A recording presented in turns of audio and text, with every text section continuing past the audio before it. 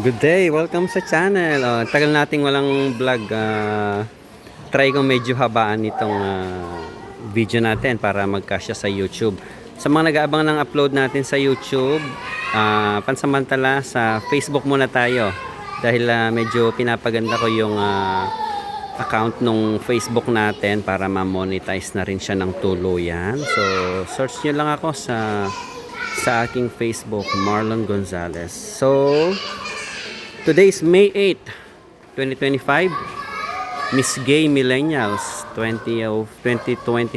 Dito yan sa Barangay Ilwas, Subic, Zambales. Kagabi lang ito itinawag sa amin. Talagang uso na yung mga biglaan. 2 nights ito, ngayong Thursday at saka sa Saturday. Barangay night naman nila. So, ang gamit natin dito, ang ating brand new Maki DL16S. Pwedeng gawing stage box ito pero may snake naman ako kaya dito ko lang siya inilagay muna. Malapit lang naman yung pagitan, almost 8 meters lang ang layo namin sa stage. So let's say 10 na. Okay. So iPad 10 ang gamit ko dito. Meron lang akong dalawang input ng mic since Miss Gay ito medyo paano ko ba sasabihin? Baka ang pinakaiingatan ko sa ganito ay yung mic unang-una kasi maggagamit sila ng mic dyan sa stand. May stand tayo sa gitna, so ang ilalagay ko dito is yung aking isang RBR. So magaan lang ito, at least hindi ang iniiwasan ko yung mabagsak kasi alam nyo naman pagka ganyan hindi minsan hindi naiiwasan yung kaya ayokong kargahan ng masyadong mahal yung mic stand natin. So ito mabasag man nila 5K lang yung paghahati-hatian nila. So, ito yung pinakaunang RBR ko. Kung mapapansin nyo, makintab na kasi sa kagagamit no? Since ano pa ito sa atin. October pa yata ito sa atin last year. Pero so far, sa ilang buwan na lumipas. November, December, January, March, April, May. So, 6 months na ang lumipas. Talagang ano siya, very good siya pag-event. Okay? So, dalawa yan. Isa sa host, isang naka-standby sa mic stand, at isa para sa judge. So, yung receiver ng isa, dito ko na lang inilagay. Ayun, nakatago siya.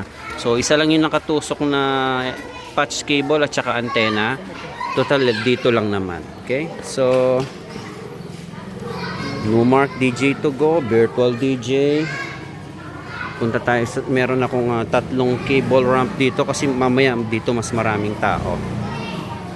One per side lang ang ginamit kong house. Audio Center 315. Medyo kulubi tong area. Kayang-kaya niya. Kanina may nagtatanong sa akin na anong brand ba ng speaker yung sinabi niya. Sir, kaya ba ng ganitong speaker ang outdoor? Ang sagot ay depende lagi. Wala namang speaker na immortal na isang piraso kaya niya kahit saan mo ilagay. Walang ganon. So kahit na gaano kalakas yan o gaano kahina, magdidepende yan sa laki ng venue, sa klase ng event, at kung anong application ang paggagamitan. Okay? Tapos kung outdoor or indoor, ganon din yun. Regardless kung outdoor or indoor. Kahit na indoor yan, kung sobrang laki naman ng venue, ganon din. So, kailangan mo rin siyang dagdagan. So, kailangan na kakabisaduhin nyo yung kapasidad ng mga gamit nyo kung ilan ang ilalatag ninyong speaker, kada venue, kada event. Okay? So, kaya ako pag may nag-i-inquire sa akin, tinatanong ko kagad ng exact venue. Para pag nag-quote ako, madidetermine ko na kung anong mga gamit at kung ilan ang dadalhin ko. Okay? One per side nito. One per side ng ating AD size 18 yung ating sub. Tapos ito yung isang mic. Okay? So diyan lang nakalagay yung ating receiver ng isang RBR. Nga pala, dumating na yung ating mga micman. Habang meron pa, umorder na, hindi yung pagwala na tsaka kayo nagmamadaling umorder. Okay? One per side yung ating speaker system. Dito naman sa likod, first time kong ilagay sa crank stand itong aming Tuna T290. Magaan lang yan, kaya very good sila. Kayang-kaya ng ating crank stand. Mataas naman ang ano niyan, weight capacity niya. So kanina nag-post ako sa aking My Day. Ang tanong kagad, sir, hindi ba mauga? Kaya ba? Hindi ba matutumba? So yung sagot ay ano na lang, self-explanatory na. Malalaki na tayo, may edad na tayo. Hindi naman natin ilalagay ang gamit dyan. Alam nating hindi kaya. Okay? So, siyempre, ibubukan nyo ng maayos. May tornilyuhan yan dyan. Make sure lang na nakasuot yung pin para hindi tutupi yung paa. Ibukan nyo hanggat kayang ibuka. Ilayo nyo sa madadaanan hanggat maaari. Okay? Tapos kami hindi na namin pinakataas. Abot ko pa yan yung beam na yan. Ang height ko is 5'8", 5'9". Abot ko pa yung beam na yan. Hindi ko na pinakataas. Siyempre mas pinakataas mo yan, mas delikado. Okay? Kailangan na yung distribution pantay. Tapos yung mga ilaw natin sa taas, LPC 015. Sobrang gaan din ng mga yan. Okay? Tapos yung mga wire, siyempre dapat i-fix natin ng maayos yan. Dapat hindi nakalaylay, walang gaanong nakalitaw. Ayan. Nagpo-program na si Michael. So, 4 na beam yan, 2 per side, 4 per side yung LPC 015 yung nasa taas. Full color yan, RGB. Ang aking power supply dito galing sa size 10 na Royal cord, 40 meters yan, nakatap sa main line sa ibabaw ng ang problema ko lang, ang baba ng supply. Tingnan nyo. Tumutunog pa naman si audio center. Nasa ano ito, halos sa gitna, kumbaga nasa sentro ng bayan itong barangay ha. Hindi ko expect na mababa ang kuryente dito. Sana dinala ko yung VX. Pero so far gumagana pa at 197 volt si audio center at saka si AD. Yung iba baka sabihin, ba't hindi ka nag-AVR? Pag sobrang baba, hindi rin kayang pataasin ni AVR ang supply ng kuryente. Parang protection lang siya sa mga voltage surge. Parang surge protection lang siya. Okay? 5,000 itong ating power distribution box. All metal siya. Kopes yung mga outlet niyan. 12. Tapos sa 32 amps yung aking breaker. Meron siyang voltmeter. 5,000 yan. Kung gusto nyo umorder, i-chat nyo ako. Pre-order yan ha. Sa mga hindi lang nagmamadali. Ayoko nang order tapos nagmamadali. Tapos pag umorder na, nagpadala na, after 2 days nagpa-follow up na. So sa mga gustong bumili lang nito at willing to wait, alam nyo naman mga busy tayo, may kanya-kanya tayong mga event. Sa mga willing to wait lang, yung aantayin lang kung kailan darating sa kanila. Pero ang lead time natin is 1 week to 2 weeks. Okay, all metal yan. Napakatibay ng pagkakagawa, maganda yung wiring niya sa loob, huwag kayong mag-alala, guaranteed ko yan. Alam nyo naman ako. Ito yung sa kanan.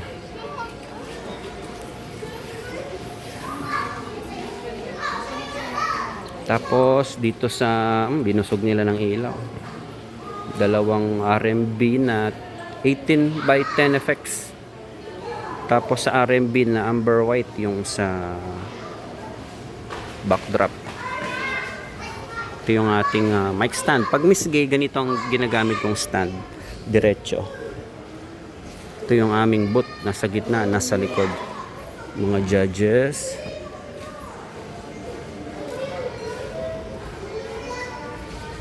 Si Jo Marie, kilala ko to. Kilala ko rin to. So, ang aming booth. Pagka mga ganitong event, ano lang, nasa gitna lang yung frontal namin. So, 4 na Lumilights LPS 6033 full color na ano yan, RGB. Eto, mali yata yung pinaglagyan nyo bin kasi hindi mo ano to. Hindi ko siya ma-adjust dito sir eh. Dito. Hindi rin. Magkano to? Tatama sila? Oo. Paano yan? Oh? Hindi mo mai-kuan kasi kumakalso siya dyan. Pwede naman pa-cross sila. Try mo nga. Kaya lang baka masyado maging ano. Sige, try muna natin ang nakapa-cross sila. Huwag mo nang tanggalin. Yan kasi pinag-iisipan yan, pinag-aaralan yan. sineset na maigi ang direksyon ng ilaw. Hindi yung basta isalpak nyo lang dyan, tapos itataas nyo na. Titignan nyo maigi. Kailangan kung apat yan, kailangan evenly distributed yan. Dapat 1, 2, 3, 4. Evenly distributed dapat ang ilaw. Kaya kailangan sineset nyo ng maigi yan. Mini Pearl ang aming controller. So, yan lang. Ganyan lang kasimple. Hindi bumaba yung mesa namin ngayon dahil yan, pagka nakababa yung dalawang sub, ito na yung nagagamit naming mesa. Do masanay kami sa table para pag nakaupo kami sa monoblock, sakto lang yung height niya. Ang aking munting service. Akalain mo, in 2 years. In 2 years, masikip na siya sa amin. Pagka medyo malaki ang set namin outdoor. Medium. I mean, hindi naman basic. Medium set. Tapos ang dala namin 4 na beam, 2 sub, 4 na D12, 2 D15. Halos mapuno rin siya. Pagdala pa namin yung mga crank stand, mga cable ramp, halos mapuno din siya. Kaya sabi ko, buti na lang ito yung kinuha ko. Parang after another 2 years,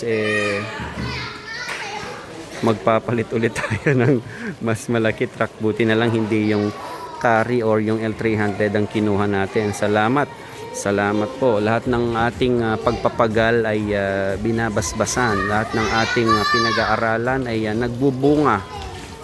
Okay, at tayo'y patuloy na pinagtitiwalaan ng ating mga kliyente, ng mga tao dito sa Zambales. Kahit na ako hindi na nakakapag-market, ang pasok ng event sa amin ay tuloy-tuloy. Yun naman na yung bunga nung itinanim ko na sana sa tagal kong nagvo-vlog, parang ilang taon na, may 3 years na ba, sana marami din akong naibahagi sa inyo, ang aking mga manonood na taga-subaybay ko. Maraming salamat sa inyo. Naging inspirasyon din kayo sa akin na magpatuloy. Tayo ay mag-sharean tayo ng mga idea ng ating mga kaalaman. Ang mahalaga ay habang tumatagal tayo, mas gumaganda yung ating serbisyo. Ang pangit ay yung matagal ka na sa ginagawa mo, hindi pa rin nai-improve. Diba? Imagine, nag-start ako ng ganito 2016. So, bilangin nyo na lang kung ilang taon na si Gavin Ojo. Alam ko malayo pa, pero malayo na. Mga dating pangarap ko lang yan. Tignan mo kahit paano, naka-crank na ako dyan, naka 2 per side na ako sa ilaw. Actually, pwede ako mag-inverted U-truss. Ang problema kasi wala akong paglalagyan kahit na mag-invest ako. May mga gustong pautang sa atin ng trusses, kaya lang wala tayong paglalagyan. Kaya medyo nalilimitahan. Sana ang pangarap ko pagdating ng araw ay magkaroon ng lote na mapapatayuan ng bahay paunti-unti at mayroon akong area para sa mga gamit at garahe na covered. Yun ang pangarap ko sa ngayon. Kaya hindi ako masyadong makapag full blast, makapagbili at makapagpalaki ng husto kasi nagsisave din ako para sa lote. Makakuha tayo ng malilipa kasi nasa subdivision lang ako na sobrang liit lang ng bahay ko, kaya puno na halos yung kwarto ko, halos puno na ng gamit. Yung studio ko naging storage lang din. Yan, hindi na bumababa yung gamit dyan sa sasakyan. Kaya pag naawa din ako pagkalimbawa isang linggo walang labas, binababa ko, kaya tinutukuran ko lang para hindi mangawit. 13 minutes na itong aking video. So pwede ko nang i-upload dito mamaya sa YouTube, at least medyo humaba na siya. Kahit wala nang edit, tuloy-tuloy na. Importante yung laman ng content, yung importance, kumbaga yung meaning ng content, kahit hindi na masyadong mabusisi pagkaka-edit niyan, wala nang background music, wala nang mga effects, okay lang, pagpasensyahan nyo na. Yung importante is yung maibahagi kong wisdom at konting tips sa inyo para sa ganito. Okay? Yun nga pala, sa mga baguhan baka magtanong, paano kaya ang linyada sa ganito, no? Simple lang, mula sa main mixer, basic naman yan, for sure alam nyo na, magmula sa mixer, left yung isa, right yung isa, tapos kukuha ka sa auxiliary papunta sa sub na nakalink dun sa isa pang sub. So kahit ilan ng sub mo, isa lang ang linya niyan, naka daisy chain lang. Tapos sa speaker, left and right. Okay? Ganun lang. Tapos sa ilaw, parang ganun din. Nakalink lang yan lahat. Yung 6 sa taas, dumaan sa ilaw sa baba, aakyat sa taas, papasok doon sa snake, papunta dito, tutusok doon sa mini pearl. Tapos itong frontal, ganun din, tutusok doon sa mini pearl. Bali naging dalawa yung nakatusok dito. Ito sa frontal, ito doon sa mga ilaw sa stage. Ganun ang hatian. Okay. Ano pa?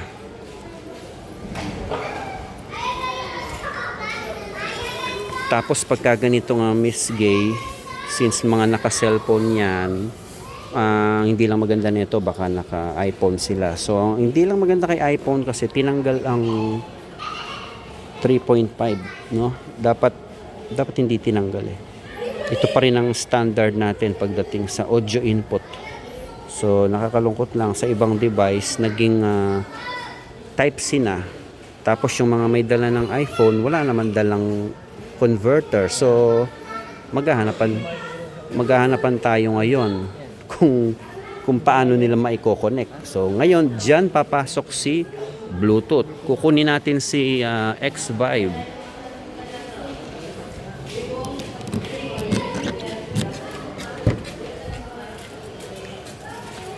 Ay, may nakapasok na. May bisita tayo. Hello. Ito, Big. Ay, kagat siya. Kunin ko yung aking X-Vibe. Sa nagtatanong kung saan makakabili ng X-Vibe, search nyo lang sa Lazada, X-Vibe P3. Lalabas siya doon. Huwag nyo nang hingin yung link sa akin. I-search nyo na lang, X-Vibe P3. Lalabas na yan sa Shopee. Ang halaga nito, iba-iba. Depende sa seller. Usually, nasa around 2.8. Ito, pinadala lang sa akin nito ni X-Vibe. Si mismong company na X-Vibe ang nagpadala nito sa atin, no? Yun ang napapala ng kabablog natin. Napapadalhan tayo ng mga gamit. Ito ang kagandahan, Type-C. So, karamihan ng charger ngayon, Type-C na. Itutusok mo na lang dito. Ayan. Okay. So, yun na. Instant Bluetooth na ang iyong mixer. Pwede sa analog mixer to. Yes, pwede. Kahit sa mixer, pwede yan. Ingat lang kasi hindi ko pa mapatunayan kung safe ito sa Phantom kasi naka-XLR siya. Okay? Ang kagandahan nitong DL16S, meron siyang individual Phantom. So, ilalabas ko ngayon si Channel 14. Tapos, i-rename ko na Bluetooth. Ayan. Channel 14, Bluetooth. Check natin yung setting.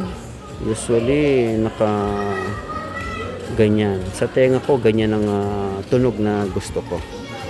Ang gain natin, mababa lang. Huwag masyado mataas kasi taas naman ang headroom niyan. Tapos, lalagyan natin ng sub sa aux 6. Ito yung linya ng sub. Ang dami ko pang remaining na output. So ito yung main left natin, main right, tapos yung auxiliary natin papunta sa sub. So ang dami mo pang output. Yun ang kagandahan sa mixer na ito. Okay? Pag gusto niyo umorder nito, i-PM nyo lang ako sa aking Facebook. Bigyan ko kayo ng discount. Ang SRP nito ay 78,000. Mackie DL16S. Ayan. Okay. Tapos connected siya via Mackie Master Fader. Free ito i-download sa Play Store or Apple Store. Tama ba? Mackie Master Fader 5. iPad naman, kahit anong iPad, pero syempre, mas latest, mas mabilis. Okay? Ito naman, kahit ilang iPad, pwede mong i-connect dito sa iyong Wi-Fi. Okay? So, hindi kasama yung Wi-Fi router sa package nito, at saka si iPad, hindi kasama sa package nito. So, naibenta ko na yung dati kong mixer, yung idinadak yung iPad, nasa ibabaw yung iPad, tas may mga gain knob dito. Yung isa nun, naibenta ko na, meron pa akong isang ganon, na hindi ko gaanong nilalabas kasi may naging problema yon, nawalan ng output sa main right. So naipagawa na natin siya kay Christian Reblando ng Dinalupian, Bataan. Pipilitin kong takbuhin bukas para makuha na dahil gagamitin ko sa Sabado. So nagawa na niya, nabuhay na yung right channel. Yun kasi old stock, brand new ko siya nakuha. Kaya gustong gusto ko yung mixer na yun pa rin. So yung isa na binenta natin medyo luma na, pero very good yun at all, walang sira, gumagana lahat.